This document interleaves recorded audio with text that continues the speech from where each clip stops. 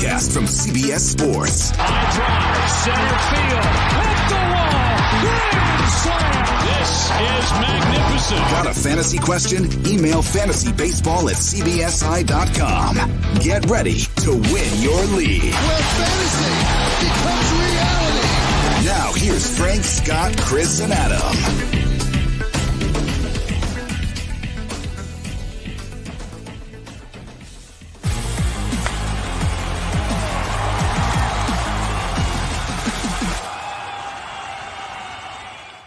It's Alek Manoah time. Welcome into Fantasy Baseball today. Frank Sample joined by Scotty Dubs, Scott White, and CPT. Chris Towers. Have a fun show planned for you today. We'll hit Manoah here at the top. Blue Jays' top pitching prospect, arguably, I guess, with Nate Pearson now. Although I've seen him move ahead of him in some prospect circles. Making his debut on Wednesday. How should you value Christian Yelich? I feel like he's one of the weirdest players right now, so we'll talk about that. Should you sell high on your Blue Jays hitters, Dynasty trade targets, Monday stuff, and a whole bunch more? What's up, guys? You said we're going to hit Alek Manoah. That would make us pretty much the first people to do that in 2021. So that'd be pretty impressive if we did. If we tried to hit Alek Manoah, I'm pretty sure he would just like choke slam all of us because there is no... He's a large dude. He's a big boy. He's large and in charge. I wouldn't be willing to stand in the box against him. Like it just no way. Like I wouldn't even be able to see those pitches. And also, he has 7 hit by pitches this season, including spring training.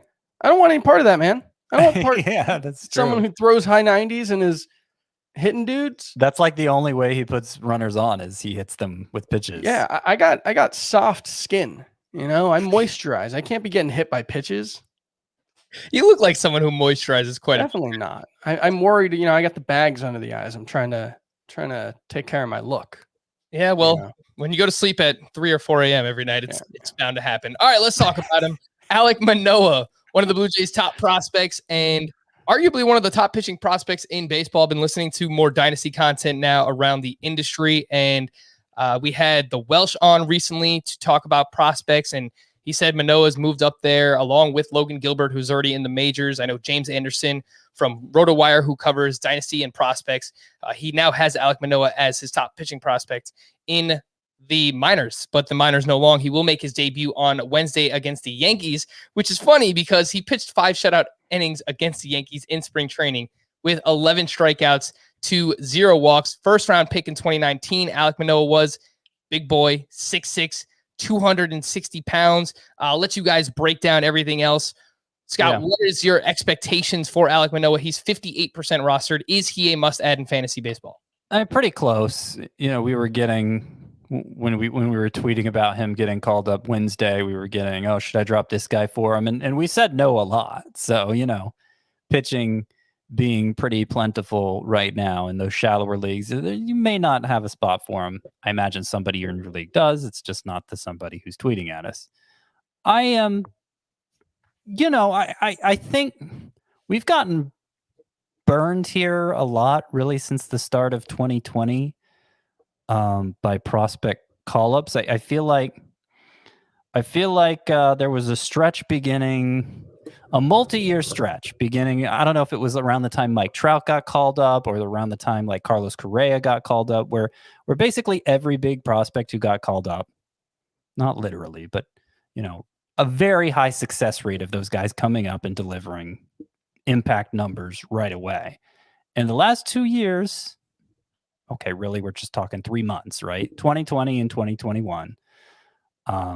Most of the big prospects who've gotten called up haven't done that right away. There's been Brian Hayes, there's been Ian Anderson, but there have been a lot more misses than hits. And I don't know if it means anything. Maybe it's just an unlucky stretch, but it makes me a little more hesitant to go all in on these guys. But I will say, Alek Manoah, I'm feeling better about him than Logan Gilbert personally. It's been a meteoric rise up the prospect rankings here. Who did you say had him as his number 1 pitching prospect now, Frank? That was James Anderson from RotoWire.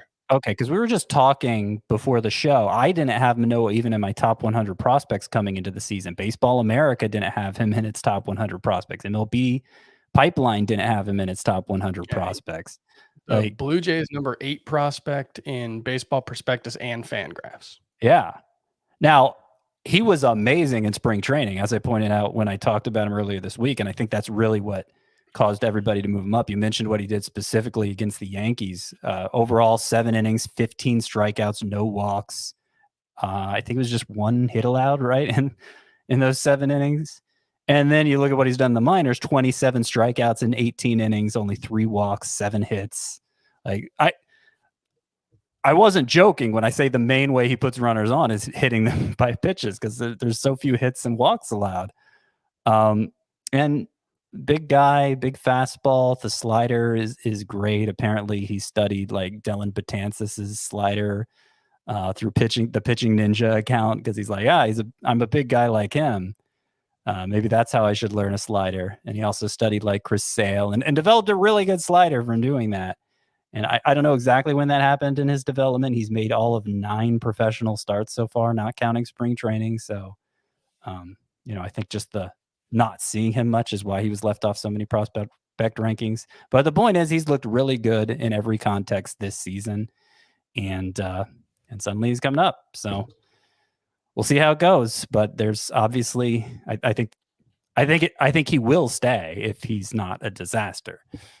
I think part of the rise for Manoah in prospect rankings right now is the fact that the top pitching prospects coming into this year, outside of Logan Gilbert, who was very good in the minors, and that's why he was called up, Mackenzie Gore has not been good in the minors this year. He's really struggled with repeating his delivery and control thus far.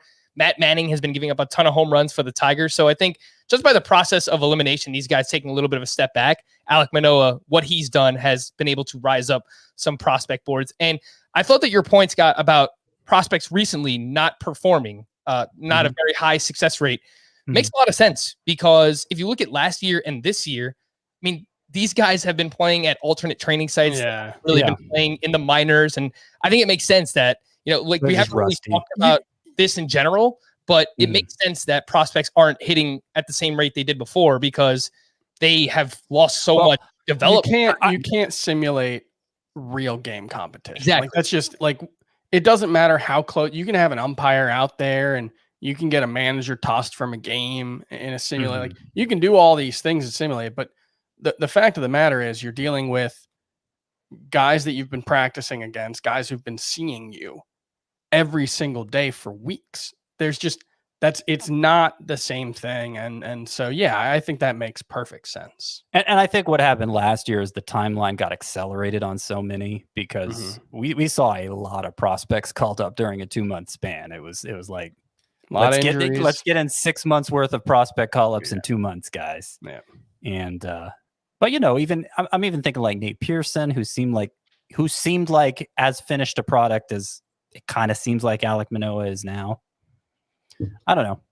Probably just, I don't know that I make anything of it. I just thought it was worth pointing out that it feels like we've gotten burned a lot more by these guys recently than we have, I don't know, in the past 5-6 years. I've been doing this long enough that I remember like the standard trajectory for a prospect used to be he gets called up. You expect he needs a lot of on-the-job development. It's going to be a couple years before he really meets his upside. But that is changed in the past few years. That's a long-term trend.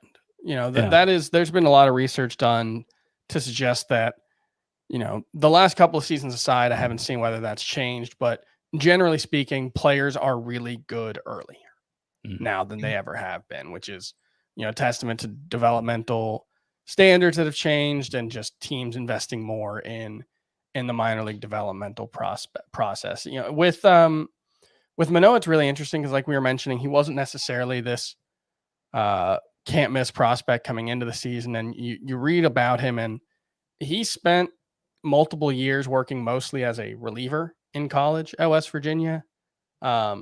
Became a starter in 2019 as a 21-year-old, had an awesome season. Really big dude, 6'6", 260 pounds is what he's listed at. And there's been a lot of concern about him as a prospect about whether he would end up being able to hold up as a starter just because of, one, his size, whether he'd be able to go max effort for 6 or 7 innings, and also just his repertoire. He was a fastball slider guy coming in. He apparently has developed the changeup to the point where it's considered a viable pitch. He made one start in front of the StatCast cameras in spring training. It was against the Yankees. He threw 44 pitches. 7 of them were changeups. He got 1 swinging strike. So, not necessarily overpowering there, but 5 whiffs on 11 sliders, 3 whiffs on 20 fastballs. Average 95.5 with the fastball, 24.68 average spin rate. That is really, really high. So it could be a high whiff slider. One thing I will point out, this was the Yankees starting lineup. Tauchman, Voit, Bruce, Frazier, Dietrich, Higashioka, Wade, Estrada, and Greg Allen. Not exactly their best starting 9, although I guess like 3 or 4 of those guys are currently starting for them now because a lot of things have gone wrong for the Yankees. But I don't know. It's weird. We just don't have a lot to go on here. It's really hard to make a statistical case either way about a player who's thrown 35 innings as a professional. Yeah. And I do think the part that we need to mention there and what's going to be the biggest drawback to Manoah, even if he's awesome, is that there's going to be a limit on how much they can use him. Like it's that he's been going 6 innings at AAA suggests to me he'll probably be going 6 innings in the majors to start out. But like that means there's going to be a hard cutoff at some point. Yeah. And his pitch counts were 81, 76, and 94. No. Yeah, maybe. So, maybe he won't even go 6 then. Yep.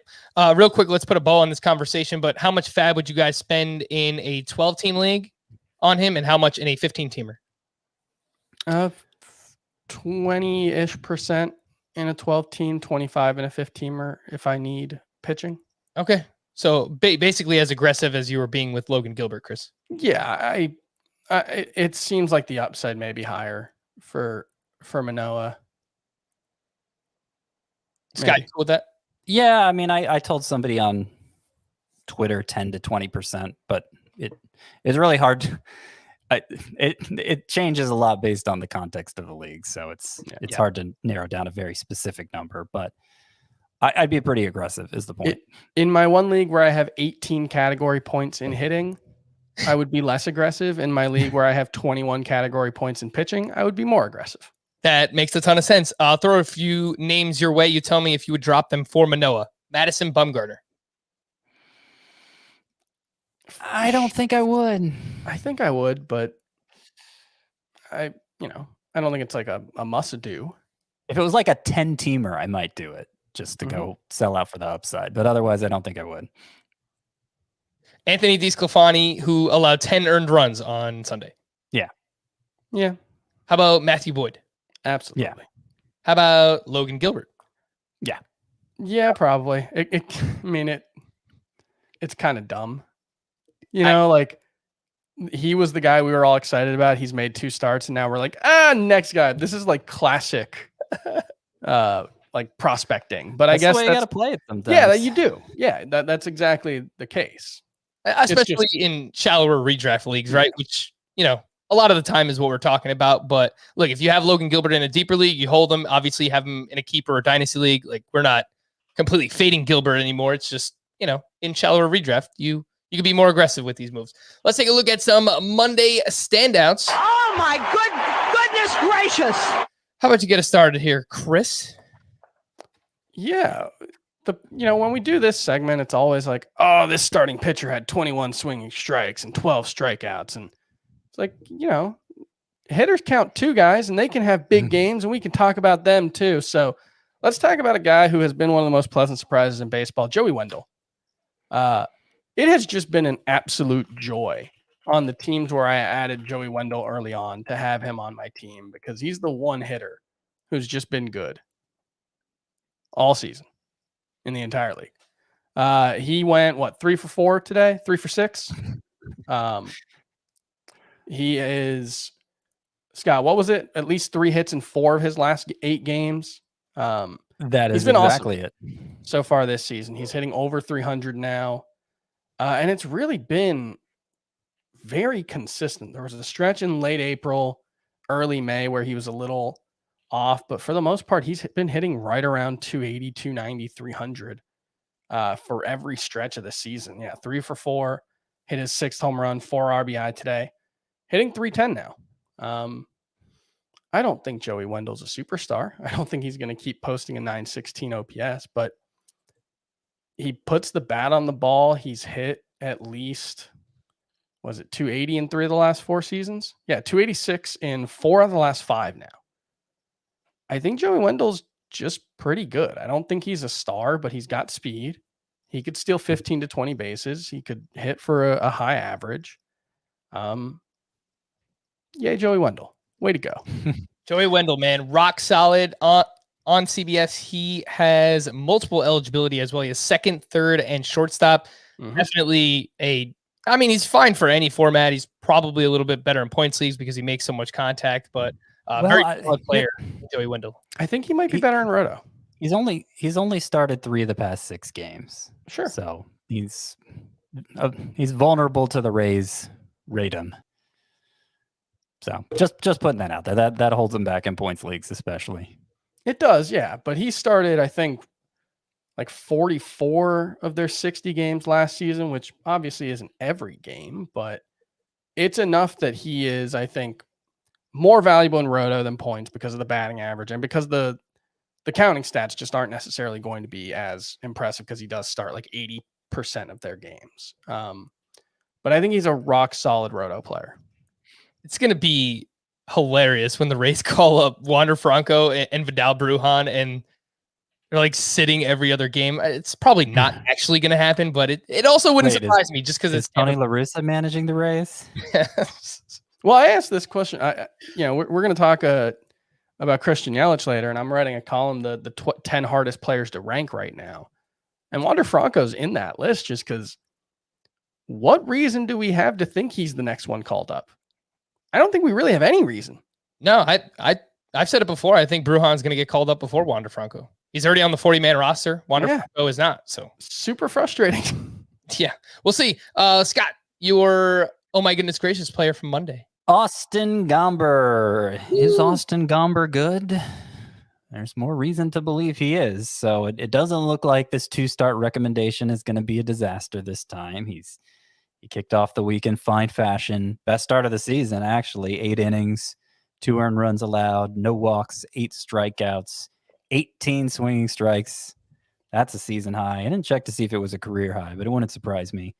18 swinging strikes, 9 on the slider, which was his 3rd most used pitch, actually. So, yeah,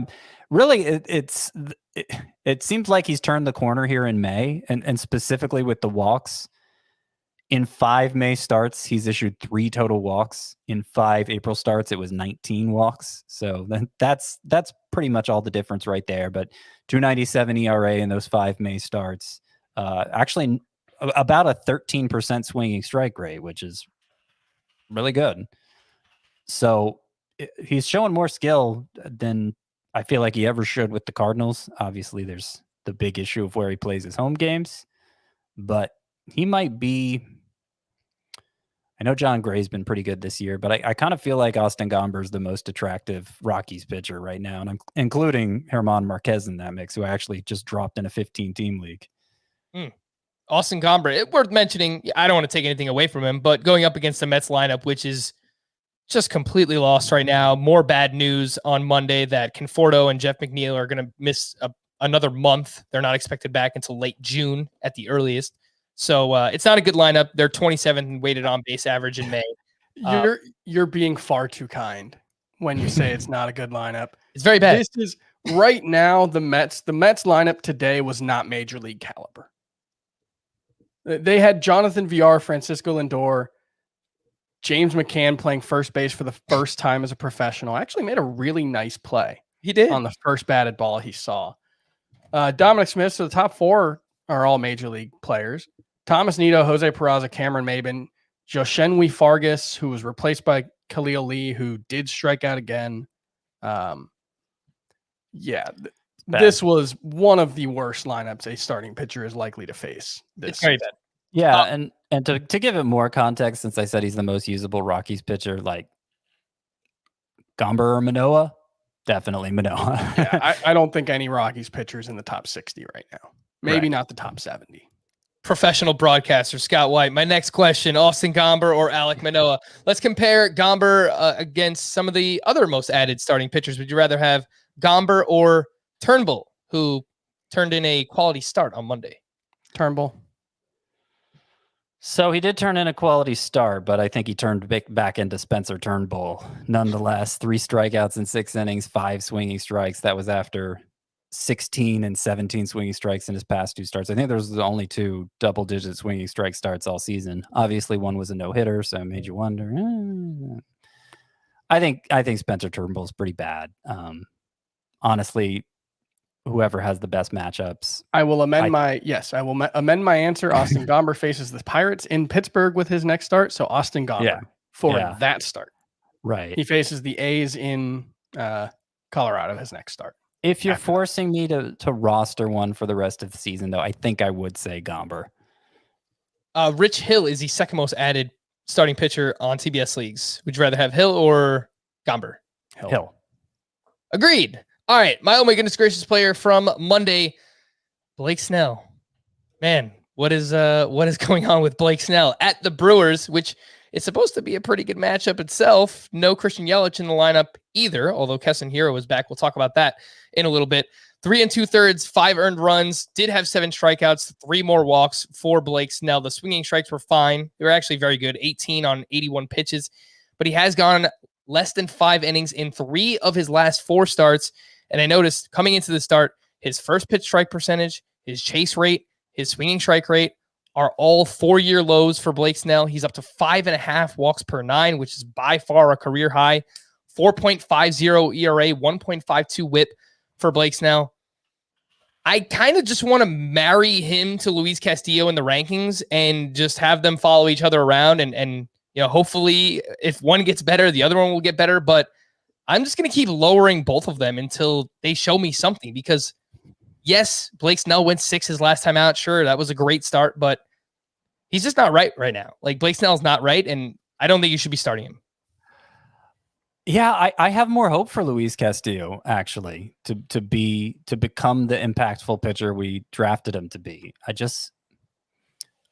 think Blake Snell has a lot of raw ability. I just don't think he's going to tame it. I think there was that one magical year where he did, and we don't have a lot of evidence since then that he can be efficient enough. And it actually seems like he's headed the wrong direction. So I don't know. I mean, Blake Snell kind of seems like Dylan Cease right now, except even Cease, I think, I wonder if he's more likely to take a step forward to becoming something bigger. That's actually a really good comp right now. They're both getting a ton of swinging strikes, good strikeouts, but they walk a lot of batters. So I'm not going to lower Blake Snell, that far in the rankings yet, but I do think that you can leave him on your bench for the time being. Figures it out. Yes. I'll just point out that before the most recent 9 starts, the entire world was screaming at Kevin Cash for being such an idiot for taking out a stud pitcher like Blake Snell in the 6th inning. So, he has upside. He has all the upside in the world, Chris. I won't. Yeah. I think he's a great pitcher when he's on, which he was in the playoffs. He had everything working. And when he has all 4 of his pitches working, I think he's probably one of the most unhittable pitchers in baseball. But right now, that is not working. That is not the case for Blake Snell. So he's got to get things figured out. I think you leave him on your bench for the time being. After a season full of drama and excitement, a Europa League champion will be crowned on Wednesday, May 26th. European juggernauts Manchester United are looking to make room in their crowded trophy cabinet for yet another edition. Meanwhile, Spain's Villarreal are competing in their first ever European final as they look to write their name in the history books and secure a spot in next season's Champions League. You can watch the match via Paramount Plus in the CBS Sports app. And for those of you wondering about the Champions League final on Saturday, you can watch it at the exact same way via Paramount Plus in the CBS Sports app. As somebody who dabbles in the soccer world here and there myself, I've fallen off a little bit the past couple of years, but I'm about to jump back in, man. Watching it on Paramount Plus, it's been amazing to watch these great soccer clubs square off. And, for the past couple of years, it was kind of hard to find like a consistent quality stream, and you can find that exactly on Paramount Plus. So make sure to check out both games this week on the Paramount Plus streaming service. All right, some news and notes from Monday. Byron Buxton could begin a rehab assignment by the end of the week if he's able to run without any issues. We had a ton of Padres news. Trent Grisham was placed on the IL with a bruised heel. Manny Machado has now missed 4 straight with right shoulder tightness. Dinelson Lamet will start on Friday. He's been used in relief the past few outings, though his velocity has not bounced back yet. So I still don't think it hasn't bounced all the way back, but it's been better in relief. Fair enough. For the Mets, Pete Alonso was expected to have a short stay on the IL. Carlos Carrasco might not be ready until July, which is weird considering he was built up to 6 innings in a sim game in early May. But maybe he suffered a setback and they're just kind of keeping it under wraps, not letting anyone know. But yeah, more bad news there on Carrasco. Jeff McNeil and Conforto mentioned their hamstring strains are both significant and expected to keep them out until late June. Some Marlins news. Eliezer Hernandez pitched 4 scoreless frames at AAA on Sunday. He allowed 2 hits and no walks while striking out 8. He'll likely make one more rehab start before being activated next week. Starling Marte will start a rehab assignment on Tuesday. Sixto Sanchez will throw a bullpen session on Tuesday. Jorge Alfaro was reinstated. Bryce Harper was out of the lineup for a second straight day, though manager Joe Girardi said it wasn't injury related. Right. We believe you, Joe Girardi. Keston Hiura was recalled by the Brewers with a few lefties on the schedule against the Padres. He finished 1 for 3 with a single walk, run scored, and 2 more strikeouts. Where should Keston Hiura be rostered, if anywhere? He's 48% rostered right now. I've held on to him in 15-team leagues. I think I might have dropped him in the 12-teamers that I have. There might be one left, but I think that's probably it. Like I'll write about him in the waiver wire column tonight, and you're just kind of hoping that here's the script. Rougned Odor, when he first got called up, was a big-time prospect, struggled, got sent back down, and then came back, I think, in 2016 or 2015 and really took off and was a really good fantasy option. That's what you're hoping for. I think it was in 2016. He got sent down early on and was really good from then on, something like that. Yep. I could see it in a 12-team roto league or deeper where you have a middle infielder if you need help in that spot. Still think he has some power, speed potential, batting average, probably going to be on the lower side.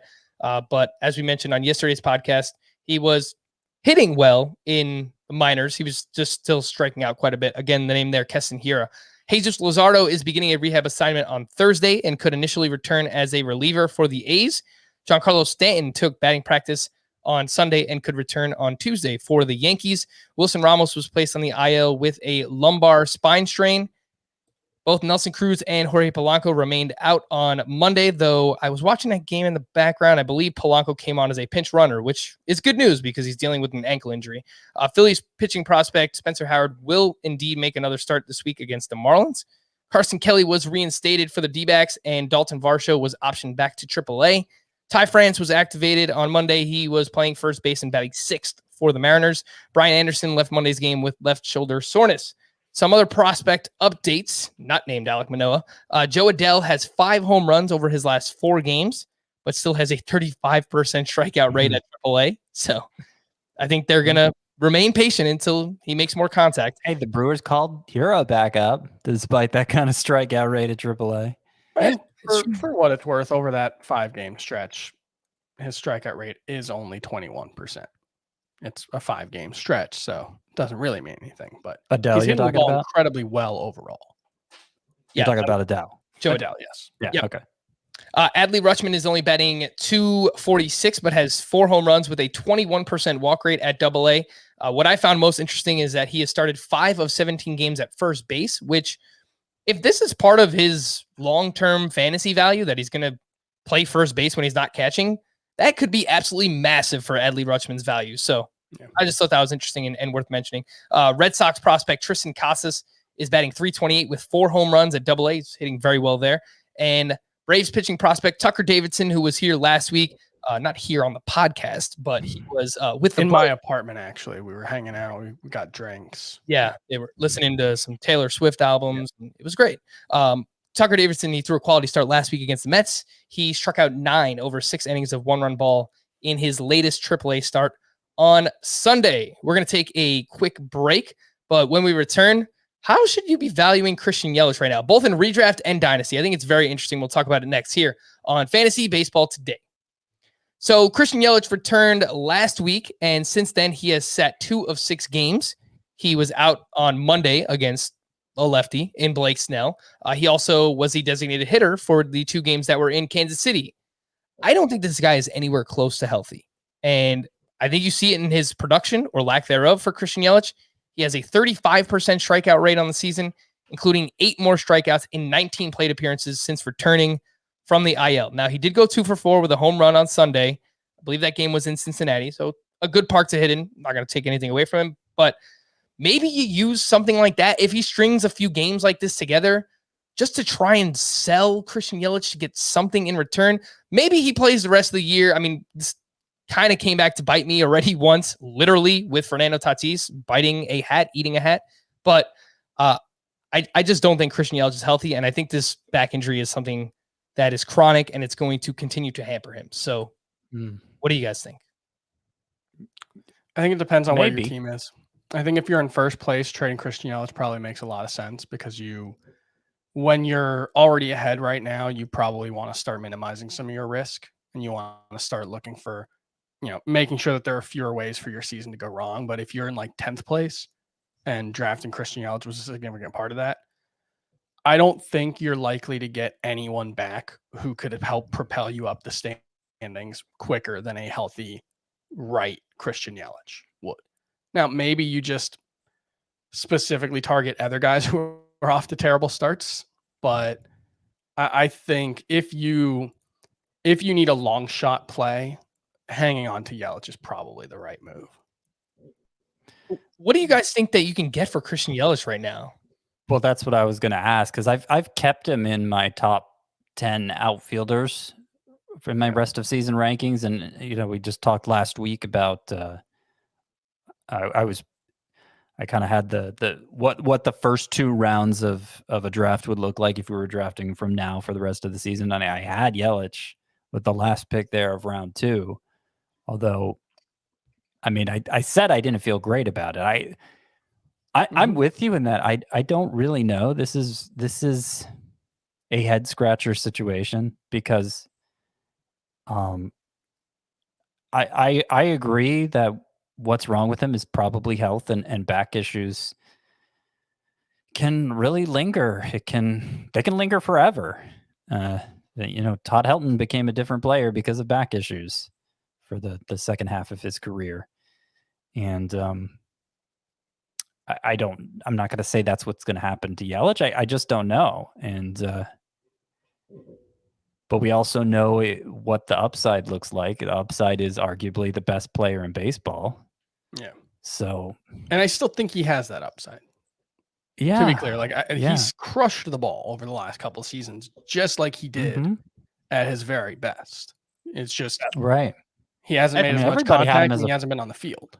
That's why it's such a risk-reward situation, right? Because there's like kind of a fork in the road, right? With Christian Yelich right now, where he can go on to, okay, they're slow playing it right now with him, and maybe over the next couple of weeks, he actually does legitimately get back on track and he's healthy. And he performs like one of the top 5 hitters the rest of the season. That is within his range of outcomes. Yeah. Or he can tweak his back and he could be shut down for the next 2 months, right? I do think I probably need to move him out of the top 10 outfielders. If I was redoing that exercise today, redrafting for the rest of the season, I probably should leave him out. Because, I think about some of the outfielders I have behind him, like Nick Castellanos. Would I honestly trade Nick Castellanos for Christian Yelich? I can't see myself doing that. I don't know exactly where the line. Aaron Judge. So I lowered him. I'd rather have Judge than Castellanos. Well, I would, but do still have Yelich slightly ahead, but I have no way of I can't. Yeah, I have to move him down, but Right. Because I think that's what the exercise should be. Should I trade this outfielder for him? And outfield's pretty weak, so you probably don't have to go that far down the rankings before. Like Jared Walsh or Christian Yelich, I would much still rather take have Yelich. Yelich. Yeah. Exactly. Yeah. Yeah. You know what I think would be interesting if you were if you had Jesse Winker, right? Like that's the ultimate sell high situation to try and and I would do that. Give yourself a boost rest of the season, like trading away Winker to get Yelich. Winker has a ton of injury risk himself based on his history, obviously. So I don't think I'd do that if my team's already great, though. Like maybe that's where the line is. Like I probably have Winker, or I probably will have Winker and Walsh probably right next to each other in my rankings, and I might slot Yelich right in between the two. Mm-hmm. Yeah. Do you think? I mean, I think a lot of it depends on your team. Yeah. Do you think you can get Kyle Tucker for Christian Yelich right now? I don't think there's any way. No. Yeah, you think that ship is maybe 3 weeks ago you could have, but I don't think so right now. And I think if you were going to move Christian Yelich, I would be looking for like Marcell Ozuna plus or Francisco Lindor plus. I don't know if I could do that, but that would be what I would be looking for. Would be buying low on another player who someone is probably frustrated in, who doesn't have. Either in Ozuna's case, doesn't have the name cachet that Yelich does, but who I feel very confident will be good moving forward. Or Lindor, I think there's probably, given the dominance of New York people in sports media, I think there's probably a heightened sense of Lindor's struggles. So I think you might be able to get Lindor plus for Yelich, but I think in either of those cases, if it came down to Lindor or Ozuna for Yelich, I would probably do them. I'm more confident in those guys turning it around than I am Yelich. I think I would still want plus. I agree. Like I would want Ozuna plus, or even LeMahieu's one that comes to mind, right? Like LeMahieu plus to get Christian Yelich right now. I don't think LeMahieu's a top 50 overall player right now. Not right now, but I mean, like moving forward, rest of season, I don't think I view him. I'm not sure he'd be in my top 70 right now. Yankee hater, man. I think in Dynasty, it's probably exacerbated even more, right? Because it's probably just like, what's the state of your team? But No, I think in Dynasty, Yelich has more value. Yeah. Yeah. I feel like it would be even harder to pull, like, because obviously this back injury could be long-term. We saw, Kershaw basically dealt with a serious back injury for years. Now he has returned to dominance, so maybe that is I mentioned Helton, Don Mattingly famously had his career ruined by back issue. That's the less likely scenario.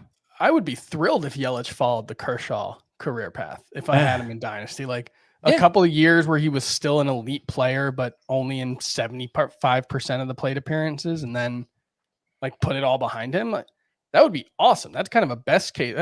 And to be clear, Yelich hasn't suffered some kind of significant, injury. It's not like he has a fractured vertebrae or, he hasn't had to have surgery on his back, So it also may all just be premature. Mm-hmm. And it might just be that he's beat up, but not injured, Right. I would still bet on Yelich's career being, several years in the future of him being a first round caliber player. I would still bet on that. I don't know what to expect for 2021.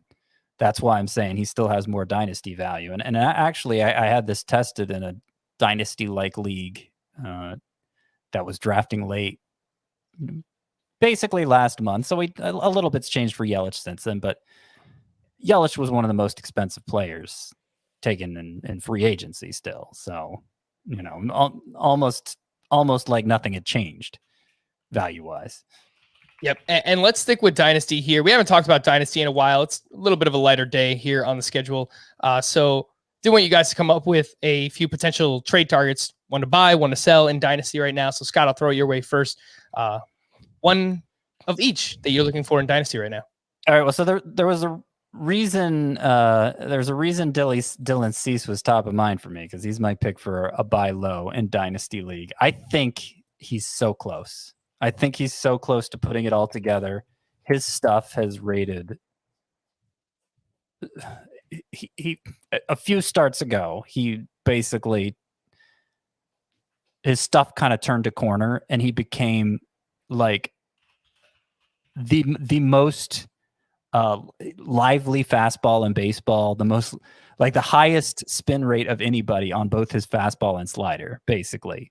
And his swinging strike rate has been through the roof. His very last start, it wasn't very good, but he had 20 swinging strikes. That's 2 of his last 3 starts, 20 swinging strikes. Neither of them, the result was that great, but like he's missing a ton of bats, and his stuff is rating really well in a way it hadn't in the past, at least not as measured in the major leagues. So I think he's made strides here that haven't shown up in the stat line that clearly yet, but they're about to. And I think, if you're dealing with somebody who has Cease who doesn't know that, there's a chance you could get him. This might be your last chance to get him at a discount. Fair enough. How about one that you're looking to sell? Yeah. So kind of coming up with that on the fly. I had thought about maybe Adolis Garcia, just because he's starting to get, even me yesterday saying I'm starting to believe in him more. I saw a poll from Chris Welsh on Twitter today. Who would you rather have rest of season, Jesse Winker or Adolis Garcia? And Winker won by a pretty substantial margin, as he should have. But just that somebody in the community felt like that question needed to be asked. And I think it's easy to overlook just how old Garcia is. He's 28.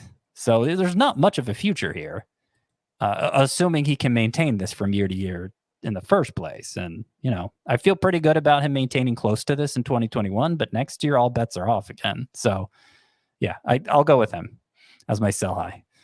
Chris, one to buy and one to sell in Dynasty right now? Yeah, one to buy. I'll stick on brand and say Luis Castillo. I honestly, I know that we try to do it all the time, but I think that this is like, if you believe in him, which Chris, you basically have until you lowered him yesterday. There is no better time. Like, if you believe in him getting back to like that top 15 starting pitcher, which he has been for, each of the past 2 or 3 years or close to it, there is no better time than to buy Luis Castillo right now in Dynasty. Yeah, I kind of feel like Chris Paddock's in that category too, for what it's worth. And he's actually shown signs of turning the corner, but not in a way that's very loud. Blake Snell's a little bit tougher because he's had the arm issues the past couple of years, but technically he is in that mold. One that you're looking to sell, Chris? I want to say Trevor Rogers. I thought about him. I did trade him. You're just traded him to me. I think Trevor Rogers is really awesome. I think he's an incredibly talented pitcher, but I'm not sure he's the future ace that he might be viewed as. But I'm more confident in calling Kevin Gausman a dynasty sell high, or someone like that. Someone who is older. Gausman's not old, but he's 30. He's relatively established. I buy the changes he's made. I think he's good. But, Joe Musgrove's another example of this, where I'm not necessarily sure those guys are going to be great in 2022, 2023. Oh, you bite your tongue, Chris. How dare you? How dare you besmirch the name of Joe Musgrove? 2 buy candidates for me. Dominic Smith, I'm going to go back to the well. I liked him before the season. I don't think he's as bad as he's shown. The underlying numbers, the StatCast numbers for Dominic Smith, they have come down a little bit. But with the introduction of the universal DH, we hope starting next year and beyond, I think that's something that can help him stay on the field. And I do think, I don't think 2020 was just a complete fluke. So I would be buying Dominic Smith if you can get him on the cheap. A prospect, a name to remember, Roansy Contreras. He's a pitching prospect with the Pirates. He came over in the Jameson Tyone trade. He's barely ranked inside their top 20 prospects for the Pirates. He's 20 years old. He's pitching at Double-A, so that's Very already young for that advanced level, yeah. for a 20-year-old. He has 28 strikeouts to 3 walks across his first 3 starts and has looked lights out. So I think he kind of figured out a breaking ball that he didn't have before. It was mostly just fastball changeup, and so the strikeout rate wasn't that good in previous stops. Mm-hmm. I think that's the story with Contreras. I wrote about him in the prospects report a couple weeks ago. Nice. And some sell high candidates.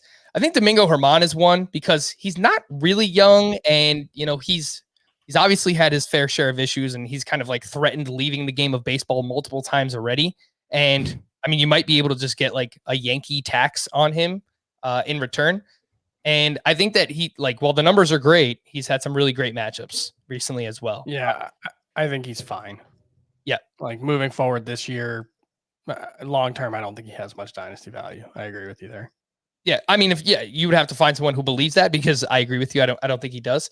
And any like old-ish starting pitcher, you brought up Kevin Gausman, Chris, but even to like a lesser extent, if you can get anything for these guys, I don't know if you can, but like Alex Wood, obviously, and Kyle Gibson and names like that who are just overperforming. How about this one? Lance Lynn, who he had a very good start against the Cardinals on Monday, 7 innings, 1 run, 3 walks, 4 strikeouts. Okay, that's whatever. 15 swinging strikes on 104 pitches. The ERA is down to 1.51. The xFIP is up at 4.28, thanks to a 47% fly ball rate. In 5 starts since returning from the IL, Lance Lynn has just 23 strikeouts to 13 walks. So that's not really a great ratio. Any thoughts? I guess this is for redraft too, but I kind of think Lance Lynn is a good sell high in both. This is who Lance Lynn is, though. Like, xFIP doesn't really mean anything for Lance Lynn. He's got a 393 career xFIP and a 351 ERA. And like, fair. That was really true early on in his career when he was putting up pretty mediocre peripherals.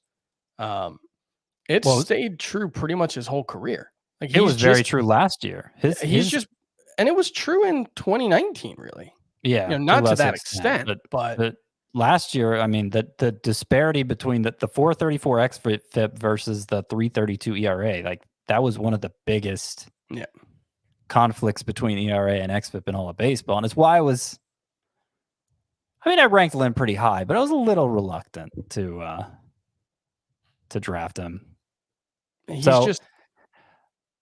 I since returning too, I don't know if this is a thing, but I feel like he's had bad strikeout luck because the whiffs have been there. Yeah. Just the strikeouts haven't been there. And I'll just put like here's his xERA in the StatCast era. So going back to 2015, 338, 258. Chris, you kind of lagged there if you want to repeat it. Yeah. In the StatCast era since 2015, Lance Lynn's xERA is 338, 392, 403, 335, 328, 258. So very good. He's really good on contact. It's just, he's one of those guys. Yep. Maybe this is my pitcher version of Chris Bryant, right? Where I just have the blinders on and I continue to look too much into the underlying numbers when like just take the numbers at face value, right? And there's at some point with a track record like that and with a sample size as large as it and just those stats, the expected stats or FIP or all that stuff, like it works for nearly all players, but there are a handful of players one way or the other who they just, for whatever reason, they don't fit quite by the rules that everyone else seems to play to. Fair enough. Before we get to, I have this Blue Jays note that I want to talk about, but before we get to that, been some issues recently on Apple Podcasts. So just wanted to remind everyone that you can follow and stream this podcast, Fantasy Baseball Today and Fantasy Baseball Today in 5 on Spotify. Look, you've all heard of Spotify. You can go there. A lot of people use it for music. You can use it for podcasts as well. So make sure to, if you need to listen to the podcast without any issues recently, you can do so on Spotify. The note that I wanted to bring up about the Blue Jays, Vladimir Guerrero Jr. had a double dong on Monday. He's now tied for the league lead in home runs. He has 15. He's awesome. Tied for second in RBI. He has 39. He's batting .333 with an 11.04 OPS. The ground ball rate is up in May, 51%, but he is 6th in baseball in average exit velocity on fly balls and line drives, which helps mitigate ground balls, obviously. I wanted to bring this up because we didn't talk about it, But starting June 1st, the Blue Jays will go back to playing in Buffalo, which is Salem Field, which is where they played last year, which according to Park Factors ranked 9th in runs and 27th in home runs. So far this year in Dunedin, where they're playing, that park ranks number 1 in Park Factors for runs and number 3 in home runs. The Blue Jays as a team have the highest OPS at home this season at 840. Vlad Jr., this was entering Monday's action, was batting .411 with a 1377 OPS in Dunedin. Bo Bichette was batting .310 with a 961 OPS in Dunedin, just a .235 batting average with a 660 OPS on the road. So I just thought that I would bring it up because they are moving their home park to Buffalo again, starting on June 1st. So I don't know if you actually want to sell high on Vlad or Bo Bichette because it seems foolish, but I thought I would bring it up. There wasn't much of a sample last year to really fairly assess Buffalo. I don't feel like the dimensions, I think, are pretty favorable. I think they're actually, they look pretty favorable. Like it seems like it should be a hitter-friendly environment. So I don't know. I mean, could be wrong about that, but Frank, you said it was 9th in runs. Yes. So I mean, we're talking about really, really small sample sizes. Typically, you want 3 years for Park Factors to kind of separate the noise out. And to be fair, we're basically comparing the same time period from last season to this season. It's 2 months of baseball. So maybe there's something there. They do play 5 more games at home, I would think, than on the road moving forward. I would think, it'll play better than average. It'll play better than the average road park or the median road park. So I don't think there's much actionable. I do think Bo Bichette might be a sell high candidate, but he's made me look real stupid on that one all year. So yeah, I don't think anyone wants to go out on a limb and take the stance of selling high on Vladimir Guerrero Jr. right now. That's just not somewhere you want to be. Some waiver wire hitters from Monday will start in shallower leagues. Andrew Vaughn went 2 for 3 with his 4th home run. He's homered now in back-to-back days. Both have come off of lefties, and he is actually hitting .290 with a 1081 OPS against lefties this season. Manuel Margot looks like he's heating back up. He went 2 for 6 with 3 RBI and 6 with his 6th steal of the season. Tommy Pham went 1 for 4 with his 2nd home run. The underlying numbers remain really good for him. It just hasn't really happened for him. And Avisail Garcia has now homered in back-to-back games. Vaughn, Margot, Pham, Garcia. Any interest in shallower-ish leagues? Yeah, in Pham, I actually did pick him up in a 12-team roto league where he was dropped. It looks like he's slowly coming around. And I do like him more than Avisail Garcia, who's the one I wanted to highlight here, because Avisail Garcia's his numbers look really good too. That was his 5th home run in May. He's batting over 320 for the month. Actually, if you go look at the site, you'll see I wrote an article about offense being up in May, and I have like a list of 40 hitters whose numbers have been way up in May versus April. So you can see them all side by side. Avisail Garcia is on that list. And the expected stats is entering today an expected batting average of 275, expected slug of 499. That's both of those are significantly better than his actual numbers. He's a guy I liked a lot heading into last year, going to a really hitter-friendly environment. And I may have just been a year early on him because he's looking really good. And he's playing more consistently than it was at the start of the season, too. And I think, like, the most likely outcome, I think, is probably just what he did in 2019. And he had 20 homers and 10 steals in 125 games while hitting 282. That's a must-start roto player. Some deeper hitters. Brad Miller, who has... Go ahead. I did want to throw one thing out on Andrew Vaughn. He didn't hit a home run in his first 23 games. He's actually arguably been not that much better, despite having 4 home runs in his last 13 games since then. Because he does have the 4 home runs. He has a 524 slugging percentage. That's great. He's hitting 190 with a 31.3% strikeout rate over the last 13 games. And so it does appear as if he has not quite figured out how to marry the contact skills we were expecting with the raw power that we know is there. Maybe that will happen, but he's another one of those players who I find really, really tough to rank right now. I have him around 20th at first base in both formats. I could be talked into 8 spots higher or probably not that much lower. Yep.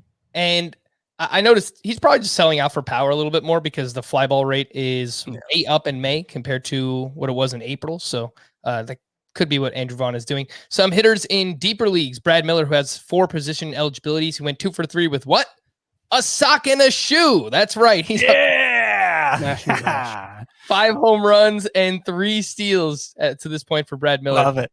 He is 6% rostered. Ahmed Rosario now has 10 hits, including 2 steals over his last 6 games. Freddie Galvis has 8 hits with 2 homers over his last 6 games. And Trevor Larnach went 1 for 3 with his second home run of the season. Both of his home runs have been off of lefties. This time against John Means, 112 mile per hour exit velocity, 460 feet to straightaway center. So some real power there in the bat for Larnach. He had 3 home runs off lefties in his minor league career and about 170 something plate appearances. So small sample size, but we'll see. I really don't get the lack of enthusiasm for him in fantasy, being only 17% rostered. He hasn't gotten off to a sizzling start. I get that, but he hasn't looked overmatched either. It's not like he's been striking out all the time. Yeah. And he's a second tier prospect. He's not Alex Kirilloff, but it was everybody's top 100 for the past 2 to 3 years. So it's legit prospect here. I'm just surprised. I'm not saying he needs to be 80% rostered or anything, but probably closer to 50 than 17. It seems weird that Larnach is that low. I think it's the playing time, Scott. Not that it's been an issue yet, but if Buxton returns, it could be hard for him to stay in the lineup. So I think people might be worried about that with him. Though, look, again, if you have him in keeper or dynasty, he's flashed a little bit here. So I think they do have something. Some Monday hitter standouts. If there's anything that you guys want to talk about further, just feel free to interrupt. Alex Kirilloff has 5 hits in 4 games since returning from the IL. He's 80% rostered. That number should probably be closer to 100. Jared Kelenic destroyed his second home run of the season. It came off of Frankie Montas. Lourdes Gurriel went 3 for 5 with his 3rd home run. He has 16 hits over his last 9 games. Ryan McMahon went 1 for 3 with his 12th homer. It was his 3rd off of a lefty this season. Gene Segura went 2 for 5. Low key, he's batting .331. Didn't even realize that. So shout out to Gene Segura. Anthony Santander returned over the weekend. He has 8 hits in 4 games since returning from the IL. He is 78% rostered. So a lot of people actually held on to Santander, who was great last season. I need to see Ryan McMahon continue to hit well, moving forward, because he's been like a 740-ish OPS bat so far in the month of 730-ish OPS bat so far in the month of May. I think his line now is 237, 298, 434, which is not that far off from what Ryan McMahon had been prior to April, really. He still had the better plate discipline, so that's a good sign. The strikeout rate stayed right around 21%, so that's a good sign. And the fly ball rate, it looks like, has remained higher than, that was a problem for him in the past too. But he's another one of those guys I'm having trouble ranking right now because, I moved him up quite a bit in April, and I've kind of kept moving him up, even though in May he hasn't really deserved it. So I would feel a lot better if the next 2 weeks went well for him. And also I'll throw out, he was in the previous segment, but I think Ahmed Rosario might be a thing. I don't know if he's like a very good thing, but I think he's got 3 steals over his last 12 games. He's got a handful of multiple hit games in there. His expected batting average is like 270. I think in roto leagues as a middle infielder, I think he can be a reasonably useful option. Is there anything here with these waiver wire starting pitchers? Brought up the name Spencer Turnbull. He has 3 straight quality starts. One of those was a no-hitter, actually. David Peterson delivered a quality start against the Rockies. He's basically alternated decent starts with awful starts all season long. Matt Shoemaker up against the Orioles delivered a quality start, his 2nd in a row. Ross Stripling, oddly enough, was used in relief as a follower, but he wound up throwing 7 shutout with 7 strikeouts. Anything to see? Not Not yet. Like I said, I think if you picked up Turnbull for the 2-start week, you got a weekly lineup. He's already locked in. I think you can use this start as an excuse to drop him because he doesn't look like anything special. We've obviously liked Stripling in the past, but he's got to do this. He needs several more outings like this to get us back on board. Yep. Some tidbits from starting pitchers on Monday. Brandon Woodruff, might as well bring him up, hour in, up against the Padres, 7 shutout with 8 strikeouts to 0 walks. He has a 1.41 ERA and a 0.70 whip. So Brandon Woodruff has been amazing. Trevor Rogers, he allowed 2 runs, 1 run. One of those was earned with 5 strikeouts over 5 innings pitched. Zach Eflin, he had a quality start, although he gave up 4 runs. Only 3 of those were earned. 6 strikeouts over 6 innings pitched. John Means, 7 innings, 2 runs, 5 strikeouts. The ERA is down to 1.79, though he has a 3.75 xFIP. And then Yusei Kikuchi, 6 innings, 1 run with 3 strikeouts against Oakland. And Frankie Montas on the other side, 6 innings, 4 runs, 11 strikeouts. His ERA is 4.92. I don't think Frankie Montas is a drop candidate, but I feel like we're kind of teetering there. Like he's on the fringe. Yeah. He's really tough to figure out because he's missed he had 21 swinging strikes today. I don't know where that came from. 11 were on the splitter. The splitter has actually been more effective this year than it was 2 years ago, but everything's just so topsy-turvy with him. His ERA for May entering this start was 3.22, even though the swinging strikes were way down in May. And then of course he had this 21 swinging strike out. I don't know. He's just like, there's so many contradictions there. Remember in 2019, also the ground ball rate was really high for Montas. The ground ball rate is very low for him now. So yeah, he just gets hit real hard. He might be like in the Kevin Gausman thing where he just needs to start throwing his splitter like 40% of the time. And until he does, it's just going to be really frustrating. Maybe. He's outside of my top 60 pitchers now, starting pitchers. I wanted to mention Trevor Rogers' velocity was down like 1 mile per hour and a half today. It's not a problem unless it continues, but it's worth mentioning. I also noticed he threw his slider 19% of the time, which was his most since the 3rd start of the season for him. So I noticed he hadn't been using it as much recently. The call to the pens and bullpen updates for Cleveland. We figured James Karinchak would not be available on Monday, and he was not. Emmanuel Clase picked up his 8th save, though he did allow a single and 2 walks in a 1-run game. It was a little shaky. I'll leave it there. His whip is really high, and it just got higher. Yeah, for sure. For the Orioles, Cesar Valdez came on in the 8th with runners on 1st and 3rd in a 1-run game. He allowed 3 hits and 4 runs to come across. And Scott, I know we were talking before, and you said Valdez has been a little shaky in the month of May. I don't know if there's anybody else to target in the Orioles bullpen, but I was in the middle of looking it up, and I didn't finish it. I don't know either. Tanner Scott was also bad today. Paul Fry has the best ERA in the pen, but you're talking about a 28-year-old lefty, so I don't think he's a closer candidate. And Tanner Scott has 16 walks in 18 innings, so that was coming into today. So I kind of think it's probably just Valdez. I saw recently that Hunter Harvey, I think, is getting closer to returning, but obviously he's dealt with a ton of injuries and inconsistency so far as well. For the Rockies, Carlos Estevez picked up his 2nd save with Daniel Bard being used on back-to-back days entering Monday. And it looks like Estevez might be the next man up if something were to happen to Daniel Bard, like him being extremely bad. For the Blue Jays, Jordan Romano struck out the side in the 9th in a tie game. Don't know if there's anything there, but I don't know why they don't just use him. He's been very good. For the Brewers, Josh Hader allowed a run, but converted his 11th save of the season. To stream or not to stream for Tuesday, Logan Gilbert at the A's, Cole Irvin versus the Mariners, Andrew Heaney versus the Rangers, Garrett Richards versus the Braves, Tarek Skubal versus Cleveland, and Jake Arrieta at the Pirates. Irvin, Skubal, Heaney. Skubal, Heaney, Irvin.